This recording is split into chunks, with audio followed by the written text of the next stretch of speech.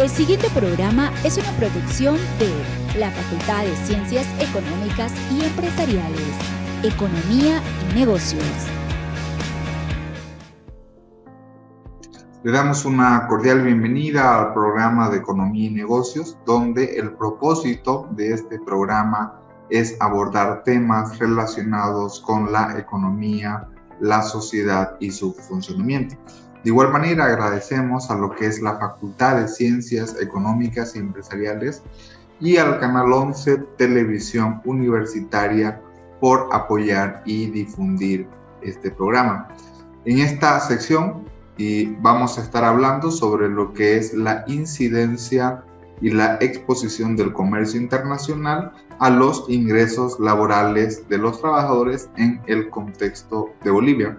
Vamos a estar hablando sobre cuáles son los principales resultados y hallazgos de una publicación científica que se ha realizado en nuestro país y los invitamos a que nos puedan acompañar el día de hoy. De igual manera vamos a iniciar nuestra sección con el momento económico financiero.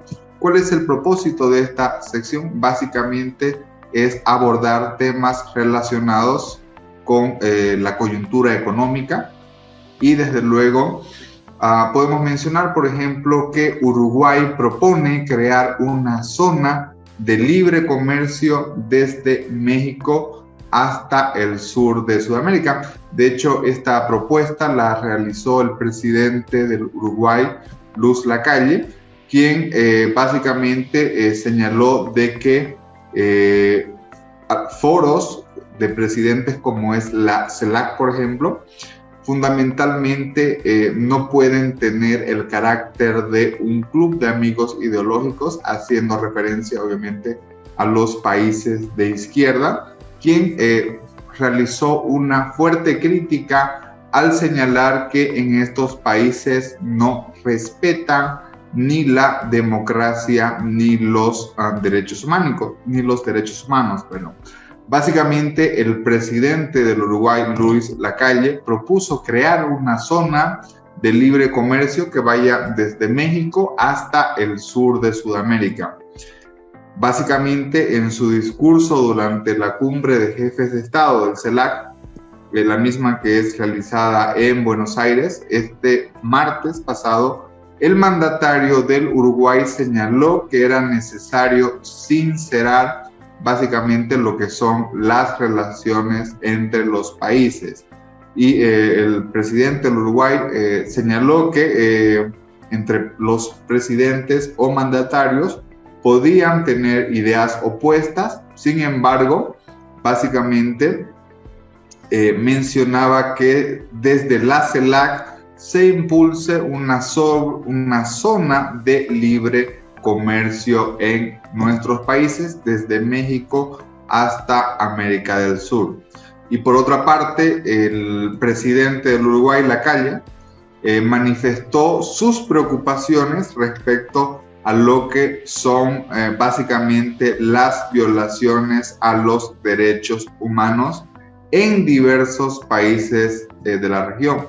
En esta oportunidad no nombró ningún país, como ya lo había realizado anteriormente. Por ejemplo, señaló a Venezuela, Nicaragua y Cuba. Y básicamente la crítica del presidente del Uruguay es que en Sudamérica existen ciertos países donde no se respeta ni lo que es la democracia, ni lo que son las instituciones, ni lo que son los derechos humanos, ¿no?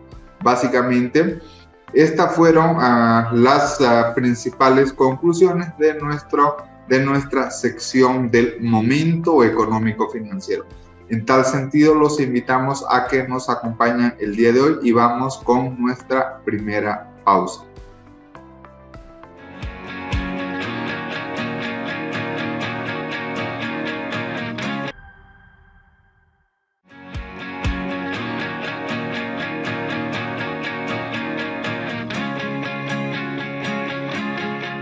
Como habíamos mencionado previamente, hoy tenemos una entrevista especial. Vamos a estar hablando con José Miguel Molina Fernández. acerca de lo que es la exposición al comercio internacional y los ingresos laborales en Bolivia. Antes que nada, José Miguel, muy buenas noches. ¿Cómo estás? Buenas noches, Alejandro. Muchas gracias por la invitación. No, a ti, querido José Miguel. Y para darles a conocer a ustedes el perfil de José Miguel, él es estudiante y becario de la maestría en Desarrollo Internacional de la Universidad de Harvard. Es importante mencionar que José Miguel trabajó como investigador en CIES Econométrica y como especialista en análisis de datos del Banco de Desarrollo Productivo. De igual manera, es importante mencionar que se graduó por excelencia de la carrera de Economía de la Universidad Mayor de San Andrés y, desde luego, es autor de diversas publicaciones académicas. De hecho, el día de hoy vamos a estar hablando de una de sus publicaciones académicas que se realizó en la Revista Latinoamericana de Desarrollo Económico de la Universidad Católica Boliviana. Y básicamente, a nivel de introducción, podemos mencionar que sin duda alguna el comercio internacional, un principio económico, es que puede favorecer al bienestar de todo el mundo. Sin embargo, en ciertas ocasiones también pueden haber ciertos efectos negativos. Y en especial si hablamos de determinadas industrias, ¿no? Básicamente, en esta conversación vamos a estar partiendo de lo que es la experiencia boliviana y vamos a estar abordando lo que es un énfasis en los ingresos laborales de los trabajadores de dichas industrias. José Miguel, cuando hablamos del comercio internacional, obviamente Bolivia no es una isla. ¿Cuál es la importancia del comercio internacional en la economía boliviana? Bueno, por el lado, podemos verlo por el lado de las exportaciones y las importaciones. En cuanto a las exportaciones, por ejemplo, tenemos que, con los últimos datos que tenemos al segundo semestre de 2022, la economía boliviana más o menos tenemos un 25% en exportaciones. En cuanto a importaciones, más o menos del gas, de lo que se llama la absorción, ¿no? En términos macroeconómicos, es decir, consumo, gasto, inversión, el 29% está actualmente cubierto por las importaciones, ¿no? Entonces podemos ver que sí hay un gran rol para el tema del comercio internacional, y a veces no solamente es la cantidad de comercio, sino también las variaciones en el comercio internacional. Por ejemplo, en tema de materias primas, ¿no? Como sabemos, un tema de cambios en cantidades o transadas o en el precio de las materias primas puede tener un impacto muy fuerte en la economía, ya sea directamente a través de la producción de estos commodities, o el impacto en las cuentas fiscales, o una multitud de variables macroeconómicas, las reservas internacionales netas, etcétera, ¿no? Usualmente, cuando escuchamos hablar a los economistas, siempre escuchamos el término de ventaja competitiva y ventaja comparativa. Siempre escuchamos es que nuestro país no tiene ventajas competitivas o no tiene ventajas comparativas. ¿Estos términos es lo mismo? ¿Son sinónimos o son complementarios o son dos cosas distintas? Un poco para entender, ¿no? Desde la perspectiva del comercio internacional.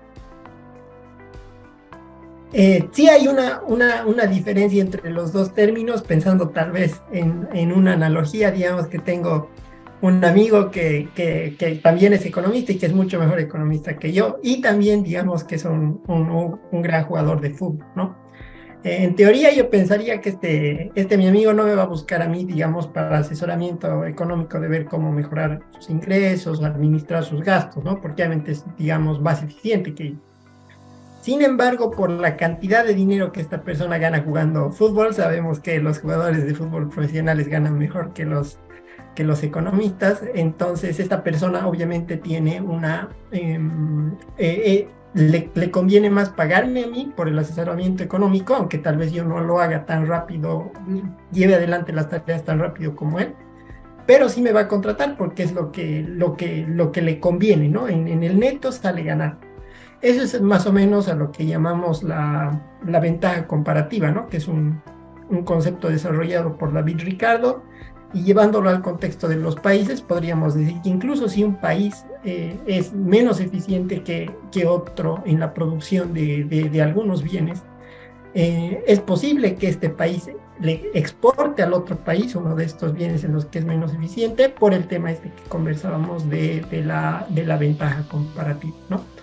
Y cuando ya nos movemos al tema de la ventaja competitiva, ya estamos añadiendo unos factores adicionales, por ejemplo, el tema de diferenciación, el tema de la calidad del producto, por ejemplo.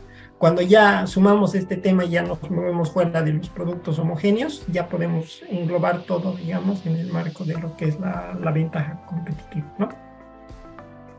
Bien, entonces, dado ese contexto, sí existe una diferencia entre ventaja competitiva, ventaja comparativa. Básicamente, la ventaja comparativa está más en términos de comparación, especialmente, por ejemplo, en términos de exportación, ¿no es cierto? Y la ventaja competitiva tal vez también tendría por ahí un término más de la administración, de Porter, ¿no? Como usted mencionaba, los efectos diferenciadores. Bien. Bajo esta diferenciación, si hablamos de ventajas comparativas, Bolivia tiene en ciertas industrias ventajas comparativas en relación con otros países, o podríamos decir que no tenemos ventajas comparativas. Es una pregunta un tanto complicada, ¿no? Pero si nos comparte su perspectiva. Claro que sí.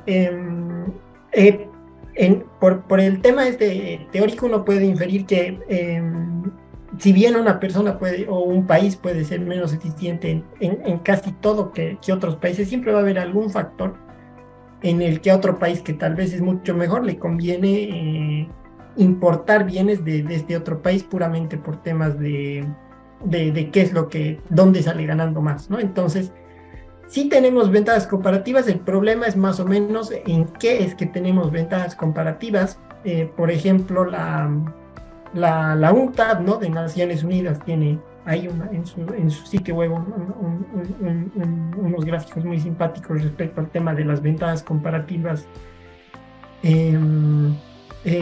reveladas, ¿no? de cada país, y más o menos se ve que el estaño, por ejemplo, sería nuestra ventaja comparativa más grande, ¿no? Porque esto generalmente se mide con el indicador de Balazs, ¿no? Que es como ver el porcentaje de lo que nosotros producimos de estaño en relación a lo que otros países producen en relación de, por decir algo, estaño, ¿no? Incluso se calcula que en el caso del estaño, Bolivia produce estaño 119 veces más intensivamente que el resto del mundo. Esto no quiere decir que Bolivia exporte 119 veces más en volumen o en precio, ¿no? Simplemente estamos diciendo que en la intensidad de la producción es más o menos 119 veces mayor, es decir, la proporción o la importancia de este producto en relación a todo lo que se exporta, ¿verdad? Entonces, ahí sí es el tema, y bueno, eso mencionando el tema del estaño, pero también muy de cerca le siguen otros minerales, el gas natural y el tema soya, que como sabemos coinciden en este caso particular, ¿no? Que no siempre va a suceder, pero en el caso boliviano sí coinciden, digamos, los principales productos de exportación con aquellos donde tenemos justamente una mayor ventaja comparativa, ¿no?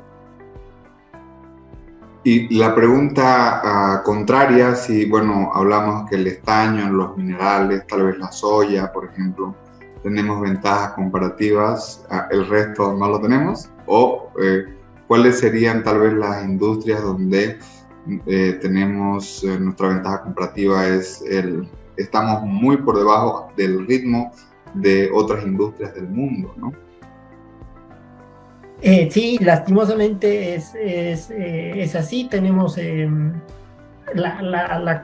justamente, ¿no?, la otra cara de la moneda, donde todas las otras los otros bienes en los que hemos mencionado tal vez son ya sea en menor grado de ventaja comparativa, directamente que no tenemos ventaja comparativa, ¿no? En productos de más alta sofisticación, ahí es donde no tenemos no tenemos un buen prospecto. Exactamente. Bien, si hablamos de lo que es el comercio internacional, podríamos identificar ciertas industrias que tal vez tendrían mayor vulnerabilidad a la tecnología, a la competitividad o a otros factores que tal vez en nuestro país son más frágiles, podamos decirlo así. Sí, justamente estos en los que no hay una ventaja comparativa vendrían a ser aquellos un poco más expuestos, ¿no?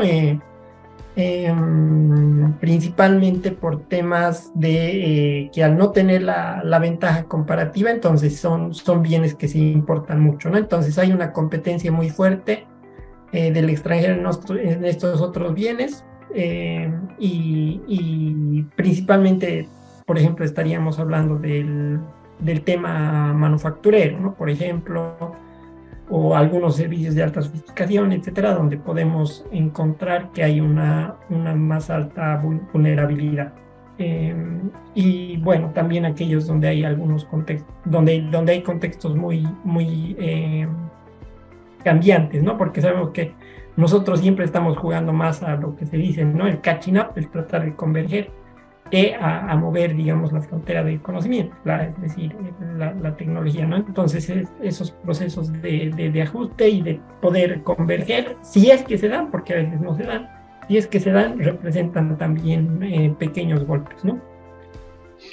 Perfecto. En una de sus investigaciones, en la cual usted hace un análisis del comercio internacional sobre los salarios, ¿no es cierto?, o sobre los ingresos de los trabajadores, menciona que hay que irse por el lado de las importaciones, ¿no? Porque el análisis tradicional usualmente del comercio, si bien es cierto, hay que considerar ambos elementos, lo que son las exportaciones, pero también usted menciona en su documento lo que son las importaciones.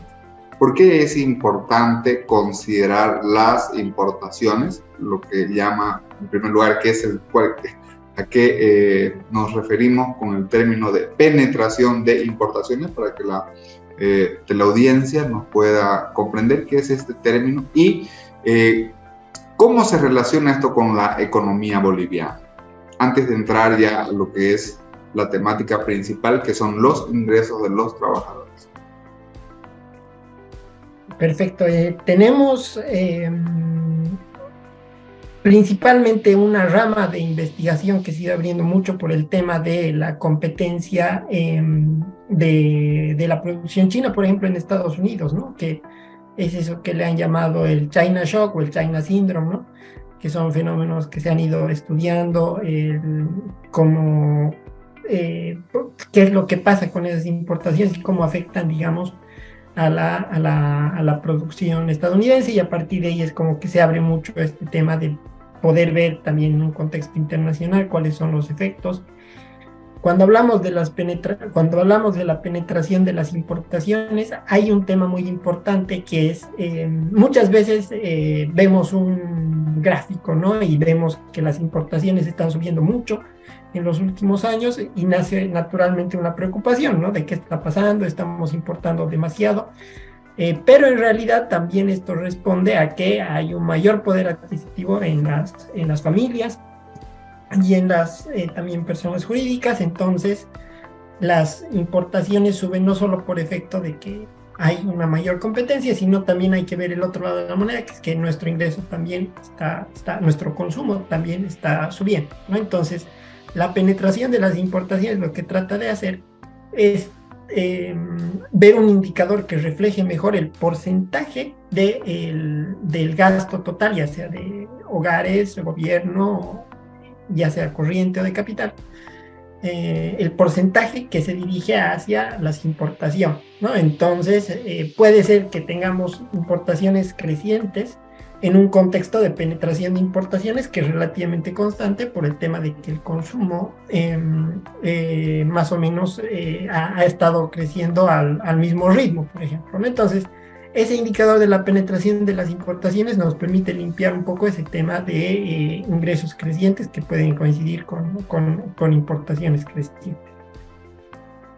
Excelente. Y bien, y desde esta perspectiva, usted mencionaba que hemos tenido una demanda creciente en la economía boliviana. Obviamente, si hay mayor ingreso, hay mayor consumo, las importaciones van a aumentar. ¿Cuáles son los tipos? Porque hay diferentes tipos de importaciones. ¿Cuáles son, qué tipo de importaciones más se está demandando en Bolivia? En general, tenemos que el mayor porcentaje de las importaciones está en cuanto a insumos y equipo industrial, por ejemplo, y esto obedece un poco a la conversación que teníamos hace un momento sobre las ventajas comparativas, y justamente estos bienes en los que no tenemos ventajas comparativas van a terminar siendo aquellos que vamos a importar, ¿no? También en cuanto a consumo, por ejemplo, seguramente ahí están también bienes, digamos, más tecnológicos, ¿no? Bienes de consumo, digamos, con más alto contenido de conocimiento, y esas son justamente las cosas que van a terminar importando. Perfecto, entonces hemos hecho una introducción para todos los que nos están mirando de lo que es el comercio internacional. También hemos comenzado a introducir lo que son las importaciones, que es el análisis que vamos a ir, y hay una segunda parte. Bueno, esta segunda parte que después la vamos a unir es el tema de los ingresos laborales de los trabajadores. Usualmente, de igual manera, ¿no? En economía, una de las preguntas que se hacen, o bueno, que se hacen los economistas o que se enseñan en las universidades, es el tema de los salarios, ¿no? Que es una pregunta bastante controversial. Por ejemplo, ¿qué determinan los salarios? ¿Por qué unas personas tienen mayores salarios que otras personas? Obviamente sin ánimo de discriminar, porque el gerente de un banco, por ejemplo, gana $10,000, por ejemplo, ¿no? Porque otra persona X, digamos, gana 2.000, 2.500 o 3.000 bolivianos. ¿Qué determina, desde una perspectiva general, los salarios? Excelente. Bueno, básicamente podemos decir que desde la teoría económica siempre la percepción, digamos, más clásica nos dice que los salarios se van a igualar a la productividad, los salarios reales se van a igualar a la productividad marginal de trabajo en competencia, ¿no? Pero ya bajando un poco ese concepto a la realidad, lo que se dice es cuánto va a aportar cada trabajador, y obviamente el salario que se le pague más o menos está en relación a cuánto es el aporte de cada trabajador, porque si se le paga, si digamos un trabajador recibe más de lo que aporta en términos de ventas, entonces claramente ahí habría una situación de pérdida, ¿no? Para la empresa. Entonces hay como un tope que está dado por cuánto aporta cada trabajador, pero también puede estar influido por temas como ser la competencia, ¿no? Si hay muy pocas empresas, entonces estas empresas no compiten mucho por los trabajadores y pueden llegar como que a bajar, digamos, los salarios, y eso también va a ser una cosa que es importante ver, ¿no? Cuando hay demasiados, digamos, trabajadores peleando por muy pocos trabajos, surge una situación de poder mercado de mercado para el empleador. Entonces, básicamente también va a depender, ya volviendo un poco al contexto internacional, de las oportunidades, ¿no? Bueno, en el contexto puramente nacional incluso también tenemos el tema de las oportunidades, porque lo que aporta cada trabajador es una función de las oportunidades que ha tenido para poder ser justamente un trabajador productivo, ¿no? En la economía, temas de educación u otras condiciones de salud que influyen, digamos, mucho el tema de las oportunidades y cómo eso más o menos se va a reflejar en qué tan productivo puede ser un trabajador, o en que vaya a alguna industria donde tal vez no hay muchos trabajadores y potenciales, muchos candidatos, y ahí se soluciona un poco más el tema del poder de mercado del empleador para poner un salario, digamos, justo, ¿no? Bueno, más que justo, eficiente. Sin duda alguna, dentro de estos factores relacionados con los salarios, obviamente, como bien lo menciona, dependiendo de la productividad, del aporte a la empresa, por ejemplo, viene el salario, ¿no? Si aporto mucho, posiblemente tenga una remuneración alta. Si no aporto nada, mi remuneración va a ser más baja, en esa lógica. Uno de los factores que es, bueno, que lo que vemos es que es ampliamente estudiado en la economía, es la relación entre educación y el salario, ¿no? Que, le llaman la famosa ecuación de Mincer. Por ejemplo, si vemos para el contexto boliviano, yo salgo del colegio, no sé, voy a la universidad, estudio en la universidad, luego de si puedo hacer una maestría, puedo hacer un posgrado. ¿Qué tan rentable, en el caso de Bolivia, es la educación? Obviamente nosotros creemos en la educación, pero ¿qué nos dice la evidencia empírica? ¿Cuál es el rendimiento de estudiar?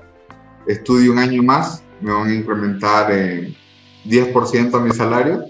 ¿O no es tan así? ¿Cuál es su perspectiva? O dicho de otra manera, ¿qué podemos encontrar? Si existe alguna evidencia, algunas estimaciones previas de qué tan importante y sobre todo, ¿no?, cuál es el rendimiento de la educación en los salarios. Perfecto. Bueno, hay evidencia empírica muy interesante. Sergio Ursúa en la Universidad de Maryland, por ejemplo, tiene algunas estimaciones muy interesantes de en qué sectores hay mayor intensidad del trabajo, digamos, del trabajo para personas que no han alcanzado cierto grado de educación, digamos, ¿no? Educación superior, como mencionábamos en el ejemplo de la pregunta. Y básicamente lo que se ve, tratando de casar un poco con el tema de la ventaja comparativa, es que, por ejemplo, en materias primas o en bienes que no se comercian, esos sectores son mucho más propensos a contratar a personas que no tienen, digamos, un grado de educación superior o algo por el estilo, ¿no? O sea, ese tipo de educación formal. Entonces ahí viene un poco, volviendo a la pregunta, el tema de qué tanto rinde la educación en el país, y bueno, eso va a estar muy, muy determinado por el tema de que nos enfrentamos a tal vez una composición de la actividad económica que no da lugar a la creación de muchos empleos o los suficientes empleos para las personas que tienen alta educación, ¿no? Entonces, sí, para la medición de del porcentaje del retorno a la educación, a veces todavía no tenemos un estudio, digamos, más de corte experimental o algún tipo de experimento natural que se haya podido explotar para estimar, pero sí tenemos esa evidencia, digamos, más macro de cómo se va relacionando, y también algunas estadísticas del ingreso real por tipo de calificación que publica también el Instituto Nacional de Estadística, mostrando un poco lo que conversamos, lo que mencionaba anteriormente, ¿no? En una oportunidad, conversando con un profesor de México, nos estaba explicando el contexto de México, y él mencionaba que hoy, por ejemplo, en México la tasa de rendimiento está entre un 4 o 6%, pero que si vemos en los años 90 era un 8%, si vemos en los años 70 era un 10-12%. Si bajo esa hipótesis, si fuera algo similar, ¿no? Obviamente, como usted menciona, hay que tener un estudio más riguroso, pero ¿cuáles podrían ser las posibles explicaciones que el rendimiento de la educación, ¿no es cierto?, O, dicho de otra manera, que los salarios cada vez crezcan en menor proporción por cada año adicional de estudio. ¿Qué podría estar pasando ahí? Podría estar pasando que, no sé, tal vez estamos siendo menos productivos, estamos estudiando más y no estamos aportando lo suficiente, o qué podría...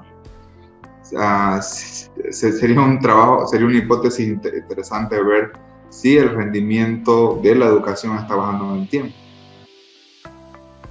Sí, bueno, es importante igual mencionar que justamente no hay el tema de que el aporte que va a tener una persona es una función, o sea, qué tan productiva una persona va a poder llegar a ser, es una función de las condiciones de producción del país, ¿no? Entonces, digamos,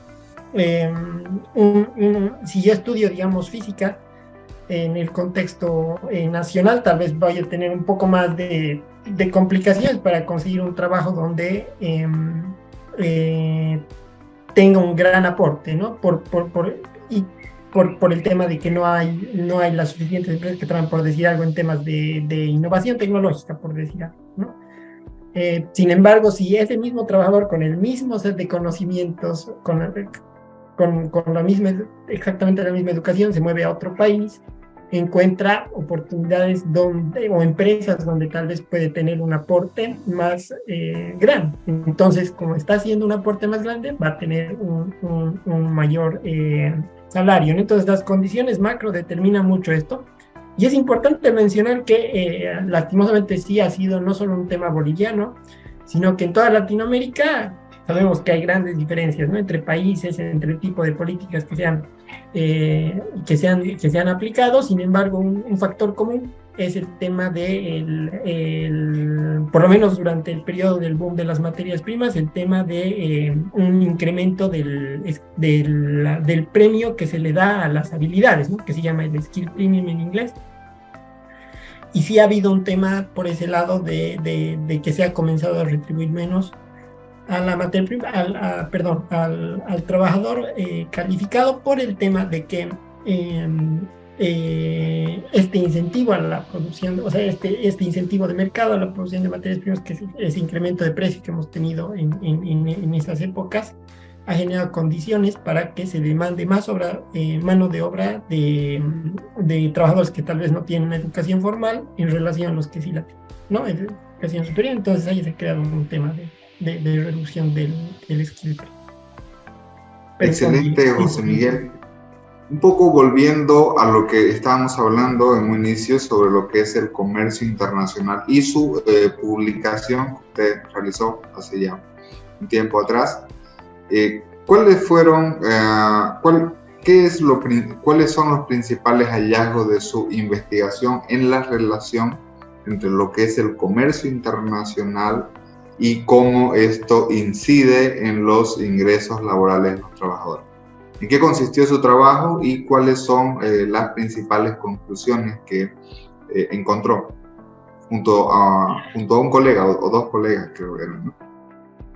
Exactamente, sí, junto con gran amigo Rodrigo González, también de la Universidad Mayor de San Andrés. Trabajamos básicamente, bueno, por el lado metodológico, lo que hicimos fue algo bastante interesante, que es tratar de econométricamente ver, eliminar de la foto todos los factores que se mantienen constantes en el tiempo, ¿no? Por ejemplo, el talento innato, el género, y muchos otros factores que no se mueven a través del tiempo. Uno los puede tratar de limpiar con una estimación de datos de panel, que es básicamente lo que le llamamos a seguir personas en el tiempo, ¿no? Encuestar a la misma persona varios años. Sin embargo, no teníamos esa posibilidad, y hemos encontrado un tema de lo que se llama la repetición de secciones cruzadas, o un pseudopanel, también se le llama.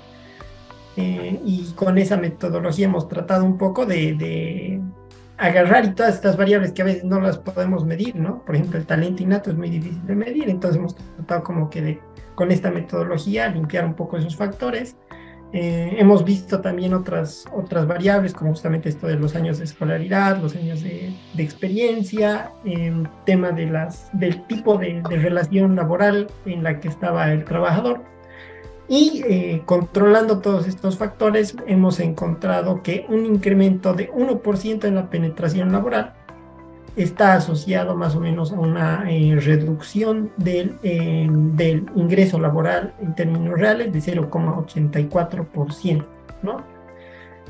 Más o menos eso es lo que hemos podido estimar. En el contexto, y esto es muy desafiante, que hemos vivido un contexto donde la penetración de las importaciones, pese a que las importaciones ya han subido mucho en valor y en volumen, sí, en realidad la penetración de las importaciones no se ha movido tanto, ¿no? Entonces, pese a esta falta de variación muy, muy grande que nos permite hacer como que una estimación mucho más pulcra, sí hemos encontrado, digamos, un efecto estadísticamente significativo de esa magnitud, ¿no? 1% de penetración de importaciones contra asociado a 0,84% de reducción en el ingreso laboral real de los trabajadores.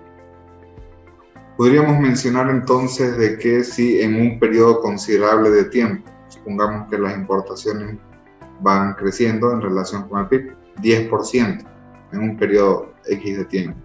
Eso significaría como un 8.84% de pérdida del ingreso real de los trabajadores, ¿correcto? Así es. Un incremento del 10% en la cuota de mercado que tienen los productores del extranjero en el país, en una industria determinada, vendría a tener ese efecto. ¿Cómo podemos explicar el hecho de que a mayor penetración en las importaciones, en el tamaño de la economía, vamos a tener menor ingreso real en los trabajadores? ¿Cuál es el canal de transmisión o cuál es el mecanismo de explicación, el por qué en esa relación negativa? Perfecto. Entonces, tal vez aquí sí es buena idea considerar un poco la evidencia internacional. Tenemos, por ejemplo, el caso de Estados Unidos, donde generalmente no se relaciona con la variable de ingresos, sino más con la variable de empleo. Y si hay una reducción, se observa generalmente una reducción del empleo, lo cual tiene mucho sentido en el contexto de un mercado laboral que funciona de forma muy... donde la desvinculación y todos estos temas son como que mucho más ágiles, un mercado laboral mucho más flexible. Entonces, generalmente se observa en términos del empleo, porque a medida que una empresa tiene mayor competencia de una empresa del extranjero, entonces tiene que, por decir algo, despedir trabajadores o cerrar, y ahí surge una caída del empleo. Pero en países de ingreso medio bajo, digamos, como podría ser, por ejemplo, Bolivia, tal vez hay más rigidez en el mercado laboral, es decir, es más difícil desvincular o cerrar, o hay temas que impiden ese, digamos, cambio de industria. Y donde te llegue el golpe, generalmente ahí recibes el golpe, ¿no? Porque no hay, donde estés, te llega el golpe, y generalmente es el tema de la reducción salarial. Es más probable que se dé a través de ese canal que a través del empleo, por el lado de un mejor desempeño de la empresa, por ejemplo, en términos de beneficios. Aquí seguramente hay mucho campo para una investigación más cualitativa de cómo se da esto a detalle, pero sí puede ser, digamos, a través de ese peor desempeño, que va a reflejarse en que hay algún tipo de negociación a través de la cual se tenga ese menor poder, menor capacidad para pagar a los trabajadores, aunque sea al ritmo de la inflación. José Miguel, muchísimas gracias. Teníamos más preguntas para realizarle. El tiempo nos ha quedado súper corto. Y por favor lo invitamos a que podamos seguir conversando de este y otros temas más. Claro que sí, ha sido un gusto poder estar aquí. Un saludo grande. Finalmente, antes de despedirnos, José Miguel, queremos hacerle una última pregunta. Bueno, usualmente esta pregunta la hacemos a nuestros invitados. Si José Miguel Molina fuera asesor del gobierno o fuera ministro de Economía, ¿qué políticas recomendaría en términos del comercio internacional, por ejemplo, y en términos de políticas laborales, por ejemplo? Bueno, en cuanto, por ejemplo, a las políticas laborales, sí hay como que, bueno, las empresas sabemos, siempre tienen que lidiar con muchos obstáculos, ¿no? En términos de legislación laboral, tributaria, hay mucho peso, es una cosa con la que uno lidia todos los días, entonces es muy propenso a decir, el problema está aquí, ¿no? Y que el lado estaría más por la política, que las soluciones estarían más por el lado de la política laboral. Sin embargo, lo que la evidencia reciente, por ejemplo, hay un documento muy interesante de Gabriel Ulicea, de University College London, que muestra que, por ejemplo, en Brasil, solo 9% de las empresas informales se formalizarían si es que se redujeran mucho los costos de la entrada, ¿no? También el economista en jefe del Banco Mundial de América Latina, William Maloney, tiene algunos escritos al respecto. Entonces yo creo que tenemos que todos ponernos en una mentalidad de pensar qué es lo que pasaría si es que no tuviéramos ningún problema laboral, ningún problema por el lado de la tributación. Si es que eso se solucionara por completo, ¿cuál sería la ventaja comparativa del país? Y ahí viene una respuesta muy fuerte, que es que tal vez el tema pasa más por tratar de cambiar las ventajas comparativas, y eso sería un tema de política comercial muy interesante, ver cómo podemos todos en consenso construir una visión de cuáles son las ventajas comparativas, las nuevas ventajas comparativas que queremos construir para desarrollar mejores industrias que puedan absorber a la gente, que tenga una mayor educación y quiera aportar al país siendo bien remunerado, ¿no? Que es justamente el tema que estamos discutiendo. Entonces yo creo que pasa por el tema de un diálogo abierto y que ambas partes, bueno, todas las partes involucradas, academia, sector privado y gobierno, se pongan en esa mentalidad de cómo construimos la ventaja comparativa y de qué depende realmente esta ventaja comparativa. Perfecto. No queremos despedirnos, querido José Miguel, sin antes una breve respuesta acerca de su pensamiento. Libre comercio. ¿Qué se le viene a la mente? Bueno, el libre comercio, como sabemos, tiene en general ventajas, pero son ventajas que tienen que ser administradas, porque en el comercio, en el libre comercio hay ganadores y perdedores. Entonces hay que combinar el libre comercio y las ventajas y las oportunidades que nos da el libre comercio con políticas que permitan un poco sin dañar al libre comercio, como que darle sostenibilidad en el tiempo, dándole soporte político, pero haciendo que todo más o menos, que los ganadores y perdedores no se vean tan afectados, que eso genere condiciones que deterioren la productividad del país o la estabilidad del marco de libre comercio en las políticas públicas, ¿no? Sustitución de importaciones. La sustitución de importaciones, como sabemos, es una orientación económica que tiene méritos, pero no tenemos que olvidarnos de la competencia que generan también las exportaciones y las ventajas que se abren, las oportunidades y los incentivos a la innovación que genera también el tema de la exportación, ¿no? Y la sustitución de importaciones puede ser un camino a llegar a ese objetivo, pero sin dejar de lado que el objetivo final son claramente los mercados internacionales para un país pequeño como el nuestro en cuanto a población, ¿no? Restricciones a las exportaciones. Restricciones a las... Son temas difíciles, ¿no? Son temas hasta un poco incómodos, pero bueno, queremos conocer su perspectiva.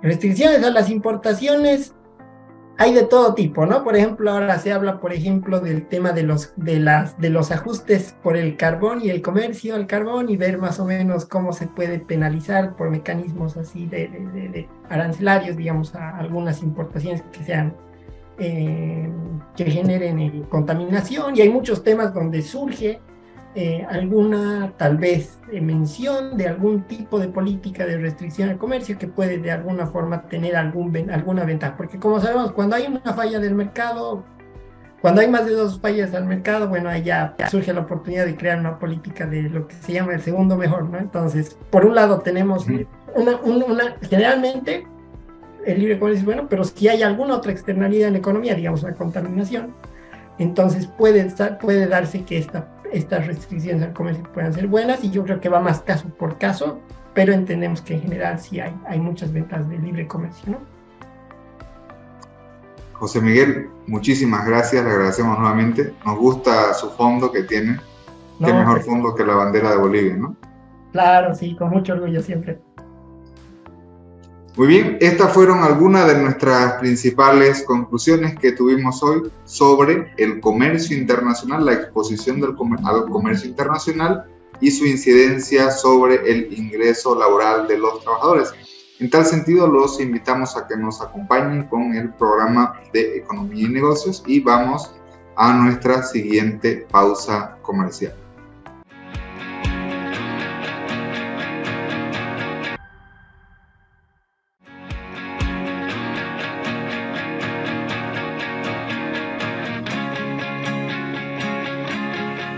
En el programa del día de hoy estuvimos hablando sobre la exposición al comercio internacional y los ingresos laborales de los trabajadores en Bolivia.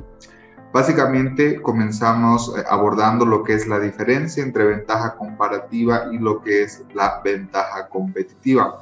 La ventaja comparativa está más que todo relacionado sobre, por ejemplo, cuando comparamos 2 países, quién tiene mayores fortalezas en términos de exportación, quién exporta más en términos comparativos. Y cuando hablamos de ventajas competitivas, básicamente están relacionados con diferenciación del producto, calidad, precio, relacionados con temas básicamente de lo que es la parte estratégica y del tema de negocios. Podemos mencionar que en Bolivia existen ventajas comparativas en ciertos productos. Bueno, el ejemplo que está muy bien documentado es el estaño, ¿no? Bolivia produce 119 veces más que el resto del mundo. Podemos tener también ventajas comparativas en lo que son minerales y, ¿por qué no?, también en la soya. Básicamente y lamentablemente en el resto de los productos e industrias no tenemos ventajas comparativas. Significa de que estamos en términos comparativos en peores condiciones que el resto del mundo en casi todos los rubros, y básicamente, por lo tanto hay una vulnerabilidad, especialmente en el sector industrial, manufacturero, en términos de lo que son las ventajas comparativas. Una de las preguntas más importantes que hemos abordado en la pregunta en esta sesión es: ¿qué determina los salarios? Básicamente los salarios están en función de la productividad marginal. Si yo a una empresa tengo un elevado aporte en términos de productividad, en términos de, por ejemplo, contribución de la rentabilidad de la empresa, ¿por qué no así? Por lo tanto, voy a tener mayor salario. Uno de los aspectos que se ha estudiado bastante en la economía es la relación entre educación y salarios, ¿no? Obviamente la hipótesis es que a mayor educación existe mayores salarios. Sin embargo, en el tiempo el rendimiento de la educación ha tendido a disminuir. Posiblemente dentro de lo que es la economía boliviana, los sectores que son más extractivos en términos de materias primas son los sectores que requieren menores habilidades técnicas por parte de sus empleados, ¿no? Y estas fueron algunas de las principales conclusiones que tuvimos en el programa del día de hoy. Desde luego, la principal conclusión fue que cuando existe mayor penetración de las importaciones, es decir, cuando las importaciones crecen en mayor proporción de la economía, por lo tanto, esto por la vulnerabilidad de las industrias y desde luego por ventajas comparativas ventajas competitivas que son menores en relación con el resto del mundo, desde luego esto repercute negativamente en los ingresos reales de los trabajadores. Estas y otras conclusiones fueron las que tuvimos en nuestro programa del día de hoy. En tal sentido, los invitamos a que pueda acompañarnos todos los sábados a través de Canal 11, Televisión Universitaria, a las 20 horas y el reprise del día domingo al mismo horario. Muchísimas gracias.